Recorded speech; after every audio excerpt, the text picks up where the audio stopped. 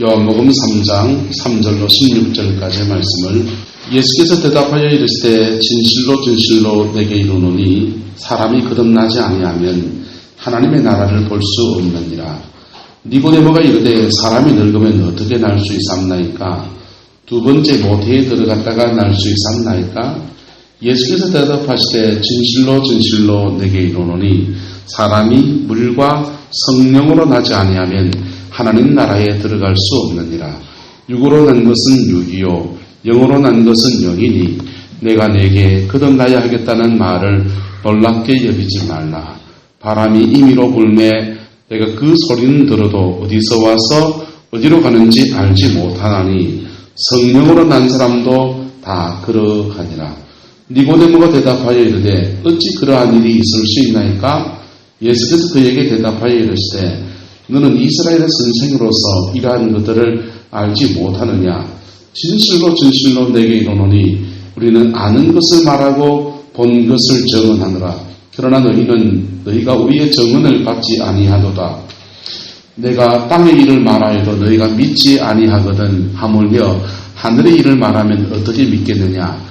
하늘에서 내려온 자 곧 인자 외에는 하늘에 올라간 자가 없느니라. 모세가 광야에서 뱀을 든 것 같이 인자도 들려야 하느니 이는 그를 믿는 자마다 영생을 얻게 하려 하심이라. 하나님이 세상을 이처럼 사랑하사 독생자를 주셨으니 이는 그를 믿는 자마다 멸망하지 않고 영생을 얻게 하려 하심이라. 아멘. 계속해서 중생에 대한 설교를 하고 있습니다. 기억납니까? 첫 번째 주간은 이길자 선생님 얼굴 못 봤네요. 이길자 선생님 병원 퇴원하시고 예배 주소하시고 박수로 환영합니다. 건강하게 보내고 너무 좋습니다. 고생 많이 하셨습니다. 남은 생에 하나님이 건강 지켜주시고 붙들어주시면 축복합니다. 계속해서 사순절 동안 거듭남 중생이라는 주제를 가지고 말씀을 나누고 있습니다. 첫 번째 날은 사도 바울의 중생을 다루었어요. 사도 바울의 중생을 왜 다뤘냐 하면은 예수님의 여러 제자들은 예수님 살아있는 동안에 예수님과 대화하고 만나고 예수님을 대면해서 거듭났어요. 근데 사도 바울은 예수님 살아있는 동안에 한 번도 예수님을 본 적이 없습니다. 십자가에 죽으실 때도 본 적이 없고요. 부활했을 때도 만난 적이 없어요. 오순절에 성령에 강림했을 때도 거기 있지 않았습니다. 그러다가 그는 예수 믿는 사람 핍박하러 가다가 그만 밤에서 걸어가는 길가에서 거듭나게 됩니다. 예수를 만나게 됩니다. 사도 바울이 만난 예수는 따라 육체로 오신 예수가 아니고 영으로 오신 예수님. 부활하시고 성천하셔서 영으로 이 땅에 다시 오신 예수님을 사도 바울은 만난 겁니다. 그래서 저와 여러분도 예수를 만난다고 할 때 살아있는 육체로 지금 만나겠습니까? 대한민국에 자칭 예수라는 사람이요 꽤 많이 있습니다. 그분들 중에 한 3분의 2 정도는요 정신병원에 들어가 있고요. 그 중에 어떤 사람들은 교제 행성하면서 혼자 뒀다고 앉아 있습니다. 육체로 오신 예수를 만나는 게 아니고 우리가 거듭난다고 할 때는 십자가에 죽으시고 부활하시고 우리의 모든 죄의 문제를 해결하시고 하나님 보좌 우편에 계실 뿐 아니라 성령 안에서 우리에게 다가오시는 영으로 오신 예수님을 만나는 겁니다. 그래서 사도 바울이 거듭남을 다루었고요. 두 번째 날은 베드로의 중생을 다루었어요. 베드로의 중생은 베드로가 뭐 하다가 중생합니까? 고기 잡다가 일상생활에 고기 잡다가 낭패와 실망 중에 있다가 그 중에서 주님께 강단을 내어드리고 주님께 자기 배를 강대상으로 내어드리고 주님께 수고를 좀 더 해달라고 해서 깊은 데 가서 금을 던지다가 예수님이 하신 말씀이 진짜다라고 깨닫는 순간 회개하라 천국이 갔다 그 말씀 앞에 거꾸러지면서 그 영혼이 거듭난 겁니다. 할렐루야. 그래서 회개하다 거듭나요. 지난 주간에는요 수가성의 여인 사마리아 성의 여인의 문제를 다루었습니다. 사마리아 성의 여인은 회개하다 거듭납니까? 자기 속에 있는 얘기하다 거듭납니까? 자기 속에 있는 얘기하다 거듭납니다. 수가성의 여인은요 사연이 많은 사람이에요. 인생의 우여곡절을 많이 겪었고요. 남편을 5이나 바꾸는 여정 속에서 정말 굴곡진 삶을 살았습니다. 다른 사람들 말하면 사연 많은 사람이고요. 한 많은 인생이죠. 그 인생이 주님께서 말합니다. 너 남편 데려와라는 거예요. 데리고 와야 돼, 잡아와야 됩니까? 남편 얘기하라는 겁니까? 남편 얘기하라는 것이죠. 남편 얘기 주저리 하다가 이 사람이요, 영혼이 깨어집니다. 그리고 영혼 속에 마르지 않는 영혼의 샘이 터치면서 이 사람 거듭나는 거예요. 할렐루야. 자, 상처받은 사람이 주님께 거듭나는 길입니다. 십자가는 두 가지 면이 있습니다. 하나는 죄를 지은 사람이 십자가를 바라보면 내 죄 때문에 돌아가신 예수님 거기 계십니다. 죄값을 대신 치러주신 예수님이 거기 계셔요. 그래서 그 사람은 회개해야 되죠. 그런데 어떤 사람은 십자가 바라보면 예수님의 또 다른 면을 보게 됩니다. 그것은 나와 똑같은 상처받고 있어. 내 아픔 같은 똑같은 아픔의 길을 걸어가시면서 거기 달려 계신 예수님 계십니다. 그분 앞에요. 상처받은 사람에게 가장 좋은 치료자가 누군지 압니까? 따라합시다. 같은 상처받은 사람. 같은 상처받은 사람 만나면요. 자기 속에 있는 이야기들이 다 풀어내는 거예요. 다 풀어내는 거예요. 그래서 옛날에 집에서 남편한테 쥐 박히고 두들겨 맞고 시어머니들 구박을 당하고 그래도 빨래터에 가서 뚜닥뚜닥 두드리면서 막 빨래질 하면서요. 우리 남편이 어제 팻대 그러는데 이런 제가 찌질나게 맞고 사는 사람 만나면요. 열받는 거예요. 근데 그렇게 남편 그래도 야 그거 시간 지나면 그것도 잡힌대. 나도 그랬대. 이런 얘기 해주기 시작하면요. 마음이 뭐가 됩니까? 열리는 거예요. 마음이 열리게 되고요. 그 마음이 열려서 자기 속에 있는 얘기 다 하다 보면요. 속이 후련해집니다. 사람 만나서 하소연하다 보면 하소연 받아주면 속이 후련해지지만은 예수님한테 그 하소연 다 하다 보면요. 어떤 일이 나느냐. 영혼이 거듭나 버리는 거예요. 할렐루야. 영혼이 거듭나게 되는 거예요.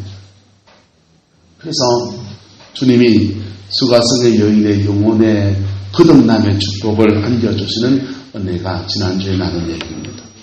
오늘 니고데모의 종정에 대해서 다룹니다. 이 니고데모라고 하는 사람은요. 이스라엘의 선생님이세요.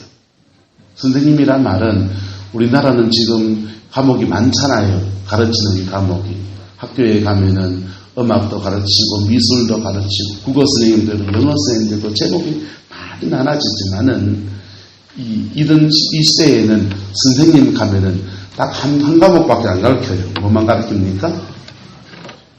성경만 가르치는 사람들. 행정 이런 건요. 그 현장에 가서 그 현장에서 배우는 과목들이에요. 농업이요. 농업은요. 농사 짓는 사람 밑에서 돋구이로 같이 일하면서 배우는 게 그 기술들은 현장에서 배우는 거고 이 당시에 선생님은 과목이 잠깐만요. 과목이 3번 되어 있지 않고 한 과목밖에 안 가르치는 거예요. 뭐만 가르친다고요? 성경만. 다른 기술은요. 현장에 가서 현장에서 그냥 배우는 거예요. 성경을 가르치는 선생님이 있습니다. 이 사람이 주님께 찾아왔습니다. 이 사람도 거듭나야 됩니까? 안 거듭나야 됩니까?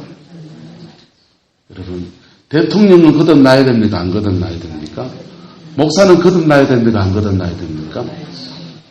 예? 학교 선생님은 거듭나야 됩니까? 안 거듭나야 됩니까? 사모님은 거듭나야 됩니까? 안 거듭나야 됩니까? 예? 윤리 선생님은 거듭나야 됩니까? 안 거듭나야 됩니까? 장로님은 거듭나야 됩니까? 안 거듭나야 됩니까? 그 누구도 피해갈 수 없는 믿습니까? 그 누구도 피해갈 수 없는 예? 나 병고침 받았습니다! 이거는 피해갈 수 있어요? 없어요? 이건 피해갈 수 있어요. 안 아프면은 병고침 간증할 필요 없고요. 그거 안 들어도 돼요.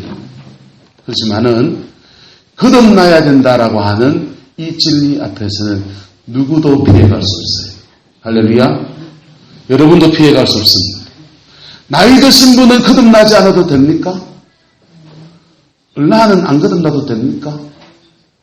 아무도 피해갈 수 없어요. 돈 많으면 안 거듭나도 됩니까? 돈 많은 사람도 거듭나야 하나. 그런데 거듭나는 제목들이 각각 조금씩 다른 거예요. 상처 있는 사람은 자기 상처를 토해놓으면서 거듭나고, 죄성이 있는 사람은 자기의 죄를 토해놓으면서 거듭나야 돼요. 예?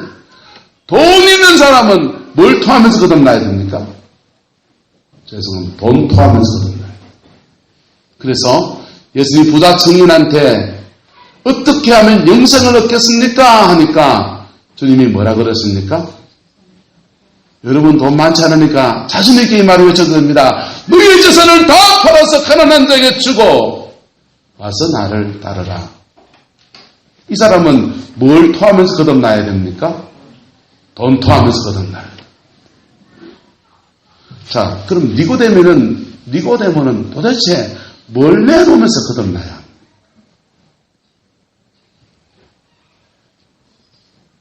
니고데모 같은 사람은, 선생님쯤 되는 사람은, 목사쯤 되는 사람은, 사회적 지위가 높고 남을 가르치는 위치에 있는 사람은, 권위를 가진 사람은 도대체 무엇을 토하면서 거듭나야?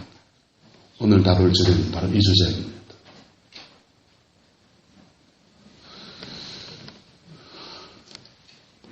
바로 이 사람은요, 자기 나름의 자기 문제를 토해놓으면서 거듭나야 돼요.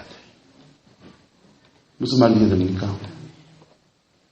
예수님이 대제사장과 바리새인들 앞에 섰습니다. 바리새인들은 거듭나야 됩니까? 버득하게 그냥 있으면 됩니까?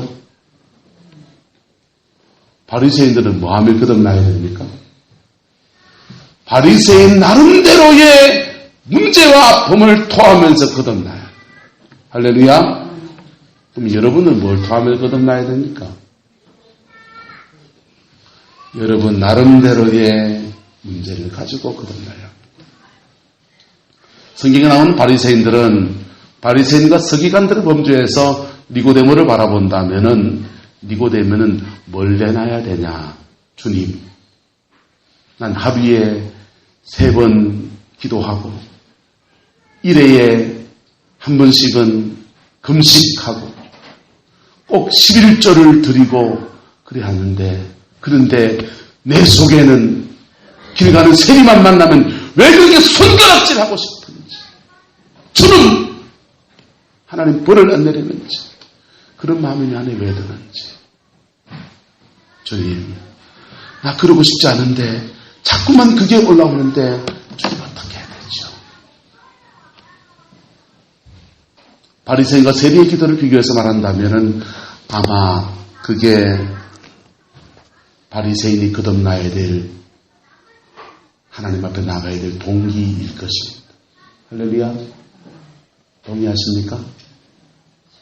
네. 순복음교단에 순교자가 한 분 있어요. 스웨덴에 목회를 하시다가 돌아가시게 됐는데요.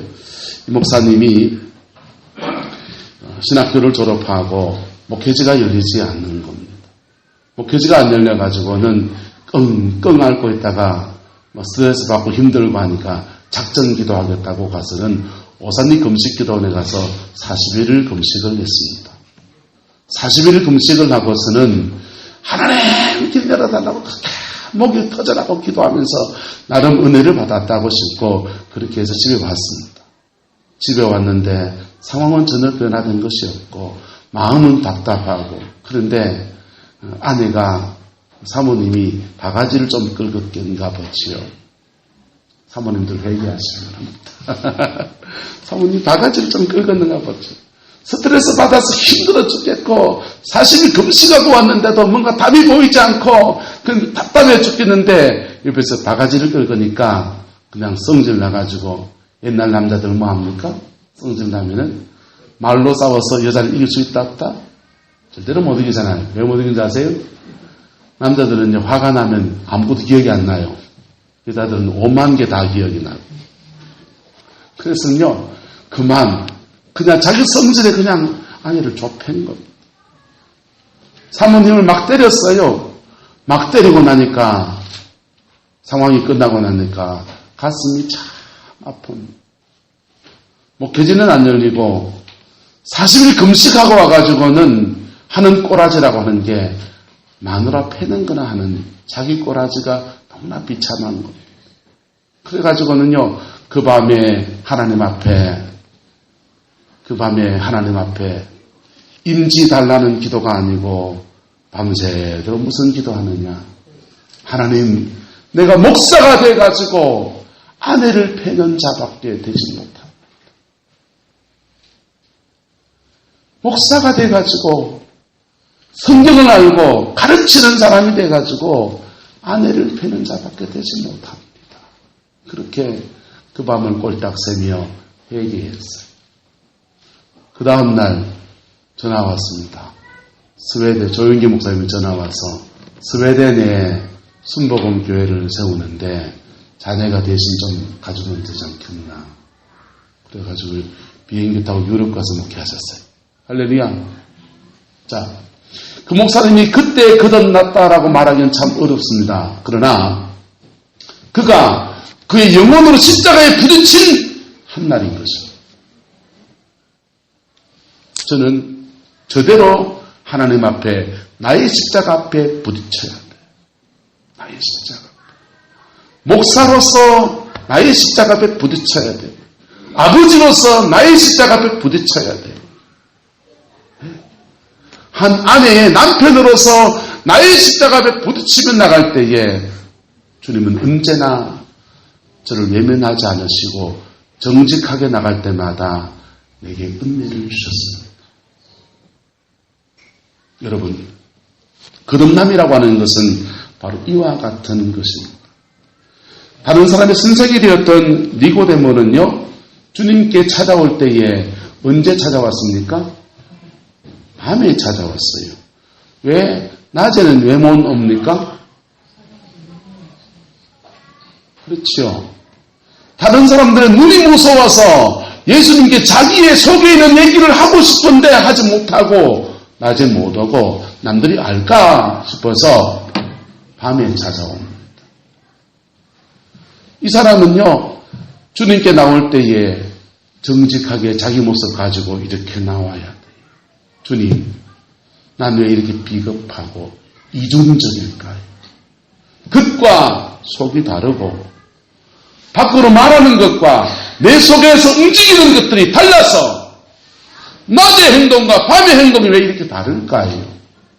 하면서 자기 자신을 정직하게 열고 나가야 합니다. 할렐루야. 그럴 때에 주님은 그 영혼을 외면하지 않으시고 받아주시는 겁니다. 여러분은 무슨 제목으로 거듭나야 됩니까? 예수님이 나의 죄를 위해 죽었습니다. 믿습니다. 예수님이 나의 죄를 죽으시고 부활하신 건 믿습니다. 그런 교리적인 고백 말고 나의 십자가 앞에 그것 들고 주님 앞에 서야 한다는 것입니다. 할렐루야. 그럴 때에 그는 직분의 고하와 상관없이 나이가 많고 적음에 상관없이 남자와 여자에 상관없이 그의 영혼이 주님의 깊은 은혜 속에 영혼이 깨어지는 거듭남의 축복으로 들어가게 되어지는 것입니다. 오늘 본문에서 진실로라는 단어가 3번이 나옵니다. 진실로라는 말은 아멘 이런 뜻이에요.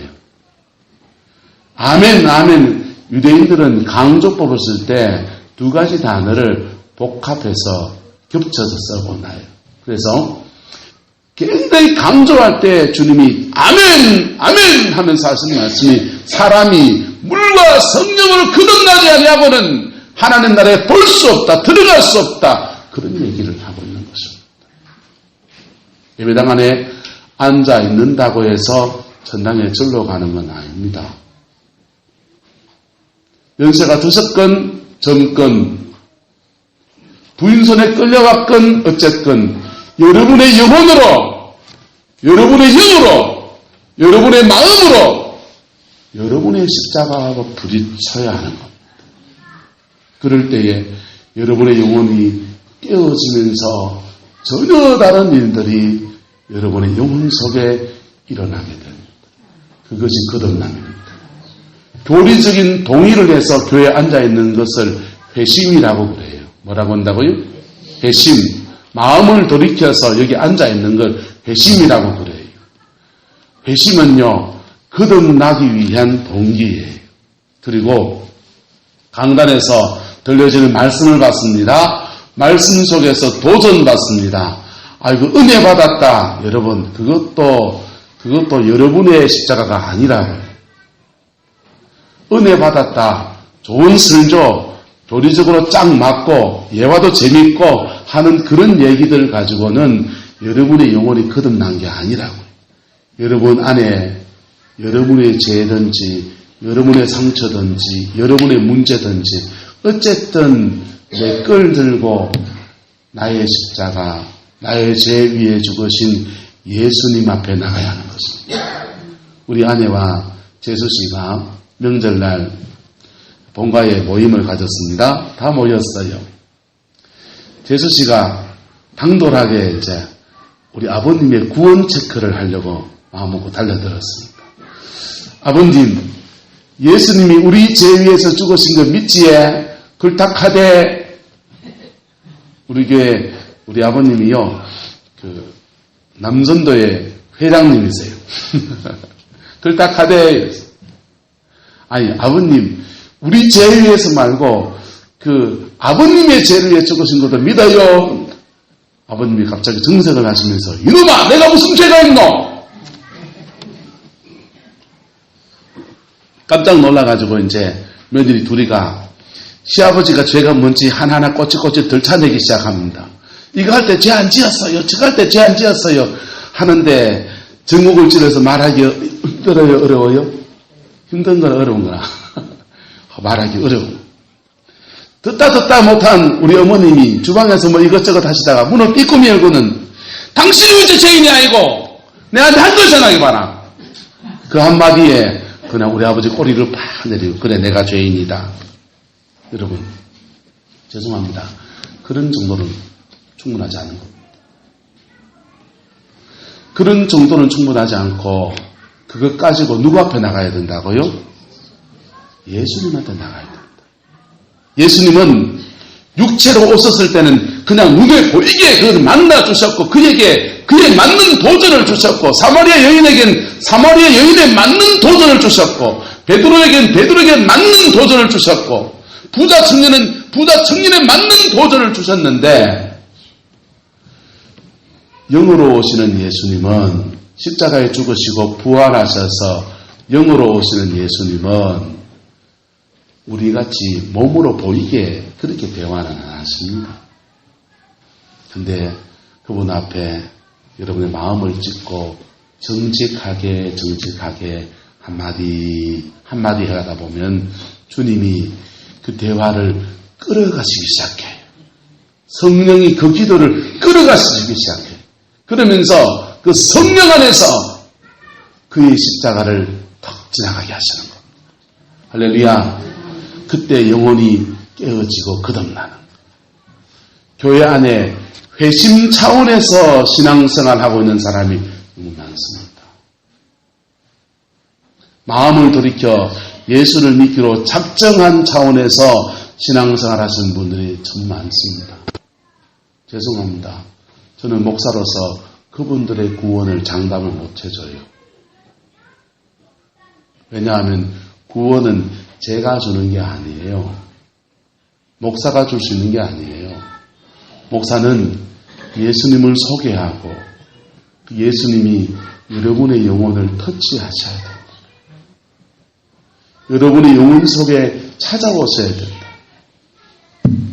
니고데모 같은 사람이 거듭나지 못한 사람들은요, 여러분 높은 지위에 있는 사람들은 죄성이 없나요?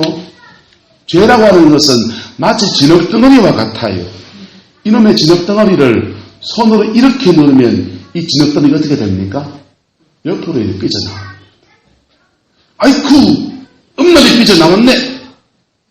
그러지 말아야지. 이렇게 누릅니다. 그러면 이름 이렇게 삐져나와요.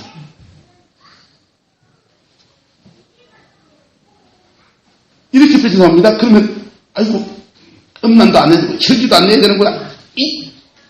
이렇게 삐져나옵니다. 각각 죄성이 삐져나오는 모습이 다른 거예요. 누구도 이 인간의 죄의 문제에서 벗어날 사람이 있습니까? 니고데모와 같이 종교적인 스승이 된 사람은요, 성경을 가르치는 사람이 된 사람은요, 자기의 죄성을 아닌 것처럼 거룩한 옷에 포장을 하고서는 가시 넣고 기름 바르고 그래가지고는요, 딱 와가지고는 목사 노릇하고 있습니다. 그리고는요, 자기도 아무도 없을 때 자기도 자기의 죄에 무방비해진 것 같느니까 느슨해지고 끈이 풀려지면 이놈의 죄가, 눈 하나 던 죄가 이 모양 저 모양으로 삐져나오는 거예요. 그래서 죄성을 가진 지도자들의 일탈들이 막 일어납니다. 여기에는요, 때로는 목사들도 그래요. 목사들도 앞에서는 설교하고서 회개하라! 이러고는 자기는 자기 혼자 호박씨를 막 가고 앉아있습니다. 사회적 지도자들도요, 법 공부하고서 여러분 판사가 될 정도가 되면은 얼마나 많이 공부를 하고 얼마나 많은 시간에 에너지를 다 썼습니까? 그런데 그런 사람들이요, 제주고검장이라는 분이 그랬잖아요. 그 깜깜한 밤에 자기 차 안에 앉아가지고 자위행위를 하다 걸려가지고는 고검장 잘려요.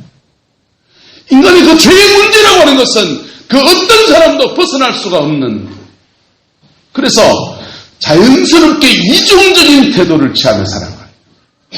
밖으로는 아닌 체하고 안으로는요 썩어 빠지고 그대로 가지고 살아가요. 주님은 말합니다. 바리새인과 서기관들을 보고서 말합니다. 회칠한 무덤 같다는 거예요. 평토장한 무덤 같다는 거예요.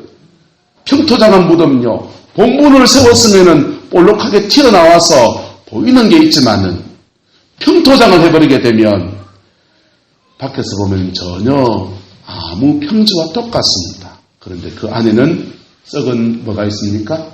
지체가 있는 거죠. 여러분, 많이 배운 자나 적게 배운 사람이나 돈 있는 사람이나 없는 사람이나 인간은 다 죄의 사슬 안에 있는 것입니다. 어떤 사람은 일탈이 밖으로 뻗어나가서 다른 사람에게 죄를 끼치고 혼자 술 마시고 주사하고 그냥 낮에는 이렇게 하다가, 그리고요 어떤 사람은요 그 일탈이 안으로 파고 들어가서 자악하고요 달팽이처럼 자꾸만 안으로 숨어 들어가는 그러한 사람이 되기도 합니다. 은둔형 일탈이 일어나요. 그 사람은 문제를 안 일으키는 것 같습니다. 그런데 어느 순간인가 은둔자가 뻑 터질 때는 사회적으로 엄청난 일이 일어나는 거예요. 요번에 초등학교 6살, 8살짜리인가요? 그 아이를 태블릿 피실 줄로 목을 졸라가지고 죽인 여자아이가 나왔잖아요. 중학생 아이가, 그 아이가 뭘 알아서 그렇게 했어요? 무슨 죄가 그렇게 많아서 그렇게 했어요? 그 아이가 말합니다. 꿈꾸는 줄 알았다는 거예요. 꿈꾸는 줄 알았는데 보니까 일이 벌어져 있더라는 거예요. 꿈인 줄 알았는데 그게 사실이었어요 하면서 잡혀가가지고요 감옥에 갇혔어요. 정신과사는 그 자매를 보고서 해리장애라고 그렇게 말해요. 그 자매 평소에는요 어땠냐, 학교 오면 내 자고요, 은둔형 골방에 처박혀 있고요, 다른 사람을 자기를 안 드러내고요. 여러분, 인간의 죄성은 밖으로 뻗쳐나가기도 하고 안으로 파고들기도 하고 여러 가지 모습을 나타내면서 자기한테 나타나요. 그런데 많이 배운 사람들은요 그것을 지식과 명예와 이런 것들을 사회적으로 유지해야 되기 때문에 그때는 그럴듯하게 해놓고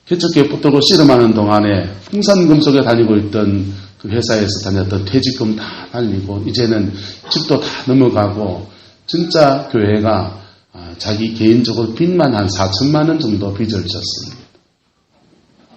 목회를 계속해 나가면 할수록 자꾸만 빚이 늘어가니까 어떻게 해야 될까 하던 차에 아들을 군대를 보냈어요. 아들을 군에 보내놓고는 이 목사님이 고민에 빠졌습니다. 왜냐하면 이 목사님이 5공화국 정부 시절에 군대 생활을 하면서 육군 중사였습니다. 공수부대 중사였고 삼청교육대 교관을 했습니다. 광주 민주화 운동 때에 그때 그 투입된 그 공수부대의 부대원으로 투입되었던 사람입니다. 그래서 군대 생활하면서 사람들을 징징 밟고 다니고 많은 사람이 어려움을 주고 광주에 가서는 그 얘기는 차마 안 하시더라고요. 무슨 일이 있었는지 저한테 얘기 안 하시더라고요. 인생에 정말 군대 생활만 생각하면은 자기 인생에 너무나 한스러운 것들이 많았던 사람. 근데 이제 자기 아들이 군에를 보냈습니다. 자기 아들을 군에 보내고 나니까 걱정이 되는 거예요. 성경에 뭐라고 했습니까? 심은 대로 거둔다. 대접을 받기 원하면은 먼저 뭐하라? 대접해줘라. 왜? 왜 그렇습니까? 심은 대로 그렇기 때문에 그래요. 잘 대접했으면 좋은 걸 심었으니까 내가 뭐 하는 거야? 대접받게 되는 거죠. 그래서 황금률의 윤리는 율법적이죠. 근데 목사님이 걱정이 되는 겁니다. 군대 가서 자기가 다른 사람에게 패고 징징 밟고 다니고 걷어차고 군악발로 걷어차고 광주에 투입돼서 일어났던 일들 생각하면은 내 아들 이제 군대 보냈으니까 이제 누가 당할 차례입니까? 이제 아들 당할 차례인 거죠. 아들 당할 차례가 됐다고 싶으니까 걱정이 탁 됩니다. 그때부터 목사님이 작전 기도에 들어갔습니다. 하나님, 내 아들 내처럼 그렇게 당하지 않게 해주세요 하면서 그 아들 문제 생각하니까 그때부터 회개가 되기 시작했습니다. 하나님 앞에 군대 생활하면서 육군 중사로 있으면서 사람 팬 거 회개하고 사람 징징 밟고 다는 거 회개하고 인간 지력 안 해준 거 회개하고 그렇게 막 회개하면서 자기 아들 그렇게 지력 안 당하고 하나님 예수님의 보혈을 덮어서 보호해 주시고 지켜주시고 무사히 제대하게 해달라고 그렇게 기도받는 겁니다. 그리고는요 군대 생활 2년이 후딱 지나갔습니다. 아들은 무사히 제대했습니다. 그리고는 목사님은 이것을 계기로 해서 목사님의 영혼이 거듭났습니다. 할렐루야. 이것을 계기로 해서 목사님이 지난날의 모든 과거의 죄와 잘못과 아픔들을 십자가에 다 토해놓는 거듭남의 시간이 되었습니다. 그랬더니 하나님이 이 목사님을 들어 쓰시기 시작하셨습니다. 어떤 사람이 말합니다. 하나님이 들어 쓰려면 가벼워야 된다 하더라고요. 저는 탈락이요. 하나님이 들어 쓰려면 가벼워야 들어 쓰는 게 아니고 거듭나야 깨끗해져야. 할렐루야. 자기 영혼의 거듭남의 역사가 일어나니까 하나님이 이 목사님을 들어 쓰기 시작했습니다. 그래가지고는요 이분이 아버지 학교에 이제 그 섬김이로 있었는데 마지막 날 시간에 자기 아들 군에 갔다 오는데 사석에서 뭐 그런 얘기 하니까 그러면은 이 목사님의 간증을 한번 해보십시오. 이 목사님이 자기 간증문을 들고서 앞에 서서 간증을 합니다. 제가 이런 사람이었고 이런 녀석을 그렇고 이랬는데 내 아들 군에 보내고 주저리 그런 얘기합니다. 그 얘기하는데 자기의 마음속에서 울음이 터집니다. 울면서 간증을 하는데 거기 있는 남자 집사님, 목사님, 장로님들이 막 펑펑 울고 또 울고 다 울리가 났습니다. 울고 난 뒤에 그때부터 졸지에 무명에서 떠버리기 시작한 겁니다. 그래서 전국의 아버지 학교 섬김이로 돌아다닙니다. 교도소에 가서 교도소 아버지 학교 가서 감옥 안에 있는 영어의 몸이 된 아버지들에게 자기 간증하면은 자기 때문에 밖에서 지금 제대로 아버지 사랑 못 받고 자랄 자녀들이 생각나서 울고 불고 난리가 나요. 군부대 가서 아버지 학교 하고요. 그렇게 아버지 학교 강사하기 시작하면서 전국에 남전도의 유명 강사가 됐어요. 남전도에 강사 부르려고 그러면요. 남자 사역을 제대로 해내는 목사님이 그렇게 많지 않아요. 이분 남성들에게 그냥 폭탄을 던지는 목사님으로 소문나니까요. 전국에 남전도의 헌신예배 단골 강사가 됐습니다. 주일마다 낮예배 드리고는 여든산에 한 명 세워서 맡겨놓고는 쫓아다니기 바쁜 1년 만에 빚다 갚았어요. 빚다 갚은 게 문제가 아니고 그때부터 교회도 성장해 나가고 하나님의 사람들이 세워지고 그리고 자기의 삶에 열매 있는 남은 생이 펼쳐지고 있습니다.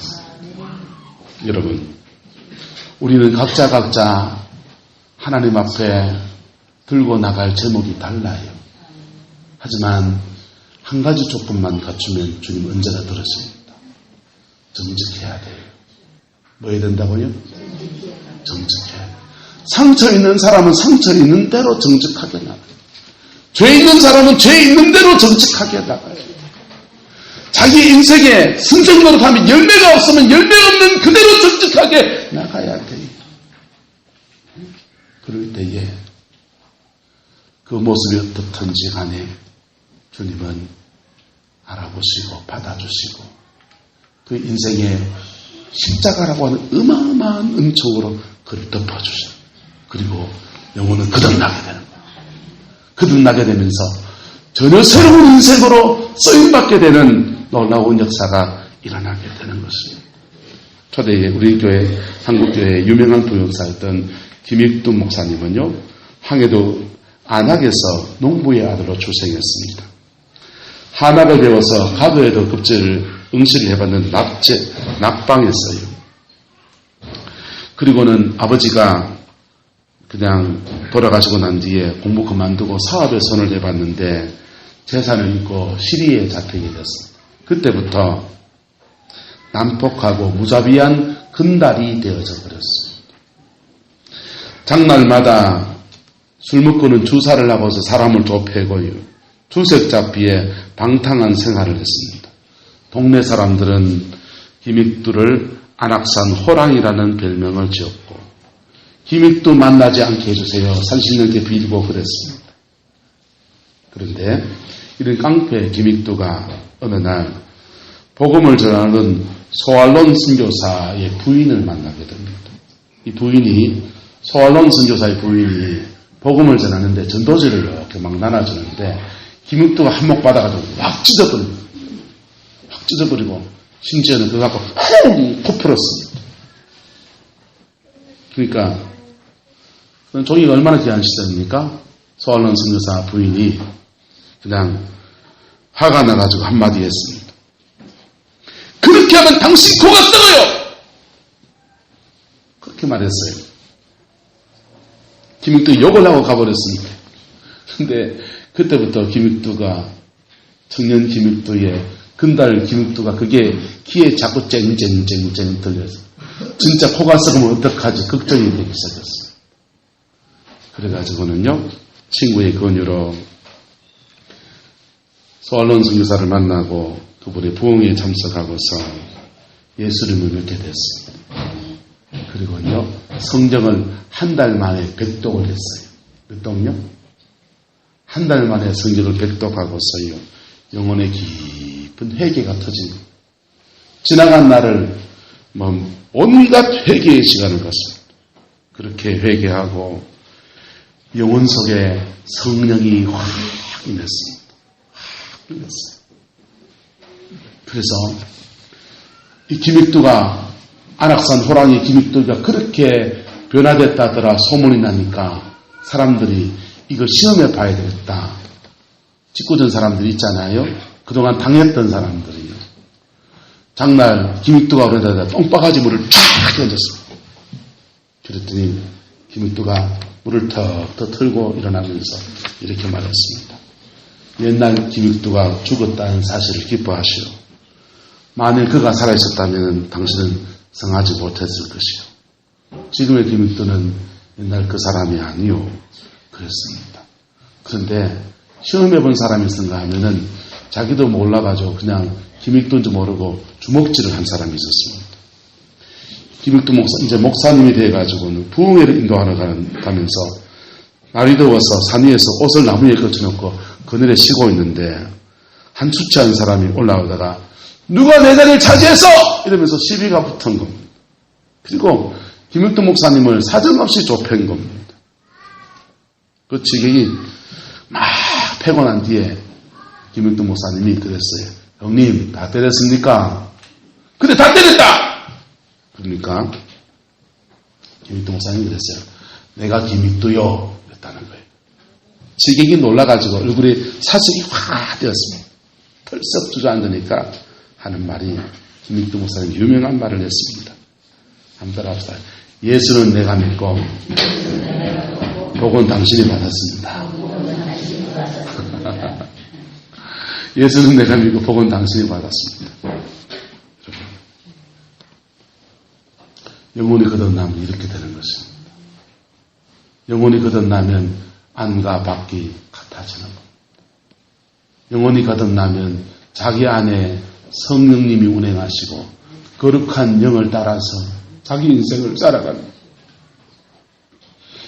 영혼이 거듭나면 자기 인생에 지나간 날에 열매 없는 인생이 여러분 목회를 아무리 한다고 열매가 있는 줄 압니까? 내가 안 변하면 교회는 열매가 없는 거예요.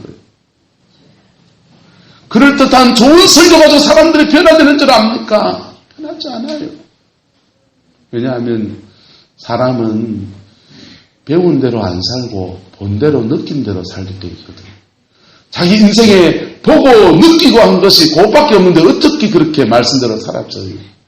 사실은 여기 서 있는 이 사람도 못 살고 있는 얘기를 떠들고 있는 것이죠.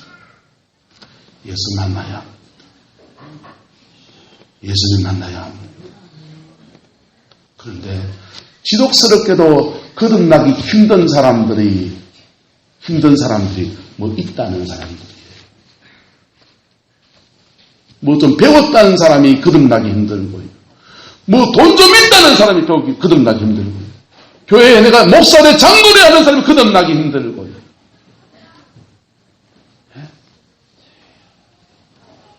그래서 하나님이 그들의 영혼들 속에 거듭남의 기회를 주려고 낮추시는 일들이 드러내는 겁니다. 낮추세요. 낮추시는데 그때 낮아져서 십자가 눈높이가 딱 맞아질 때 그 영혼이 깨어질 때예요. 주님이 가장 가까이 있을 때인 것입니다. 그렇게라도 영혼이 거듭나야 하는 겁니다. 할렐루야. 거듭나지 못한 인생에게서 많이 배운 지식은 아무 소용이 없어요. 거듭나지 못한 인생에서 많이 가지고 있는 물질은 별로 소용이 없어요. 거듭나지 못한 인생에게서 직분이 높은 것은 오히려 그에게 걸림돌이라고요. 로마서는 말합니다. 사람들이 자기의 의에 빠져서 힘써 하나님의 의를 대적하였도다. 하나님이 십자가를 통해 그에게 주는 놀라운 의의 선물을 거절하고서 자기의 조금 가지고 있는 이것 붙들고서 내가 어쨌다고요?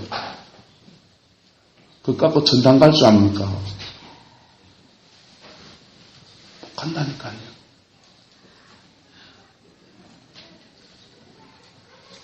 여러분의 영혼이 십자가 앞에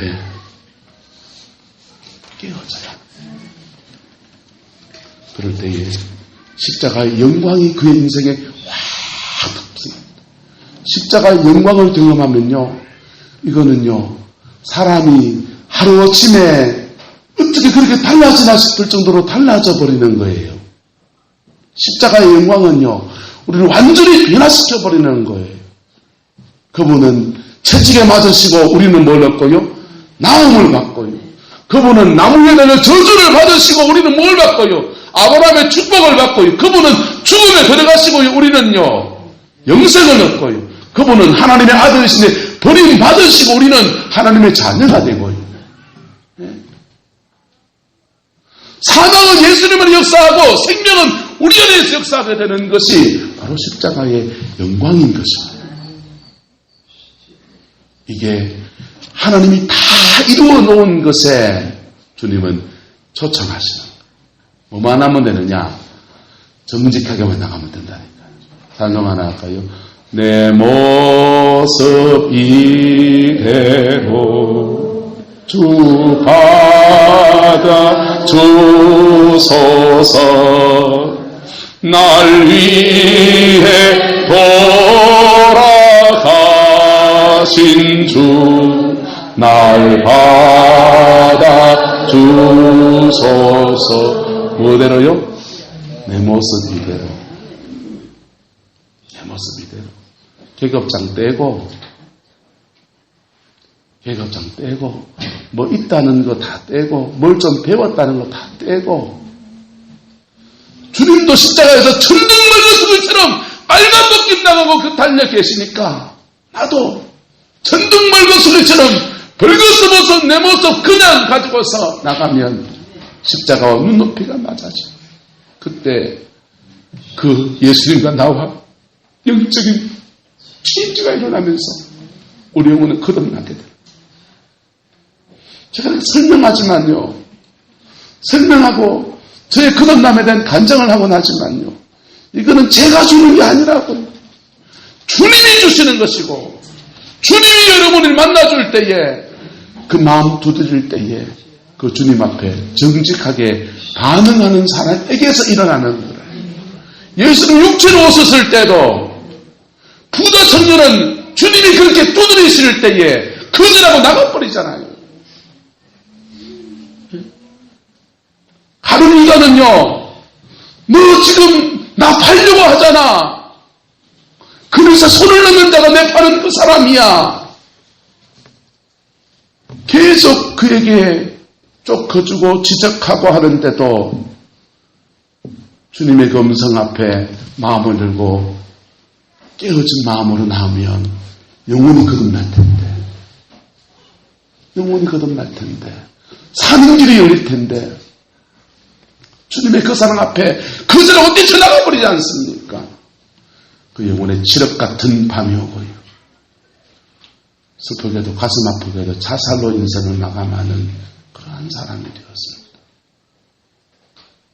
사순절 절기를 보내면서 이 말씀으로 여러분을 도전하는 이유는, 저는 목사로서 여러분에게 집을 사줄 능력은 없어요. 하지만 여러분이 다 천국 가도록, 거듭나서 하나님 앞에 천국 백성으로 살아가도록 그거 해줄 의무는 있고, 근데 그걸 해줄 의무는 있는데 내가 줄 수 없는 거라니까. 주님이 여러분에게 주셔야 됩니다. 저는 그 길을 그냥 소개할 뿐이지요. 여러분 영혼에 거듭남의 은혜가 있기를 축복합니다. 그러면요, 여러분의 지나간 날의 모든 더러운 것들이, 묶였던 것들이 십자가 앞에 다 끌려져 버리고 영혼은 거듭나고 인생은 풀려지는 겁니다. 할렐루야. 그 은혜가 저와 여러분들에게 있기를 예수님의 이름으로 축복합니다. 기도하겠습니다. 사랑과 은혜가 많으신 아버지 하나님, 오늘도 우리가 주님 앞에 섭니다. 어리석고 미련하고 둔한 이 모습 가지고서 우리 위에 목숨을 주신 예수도 주님 앞에 섭니다.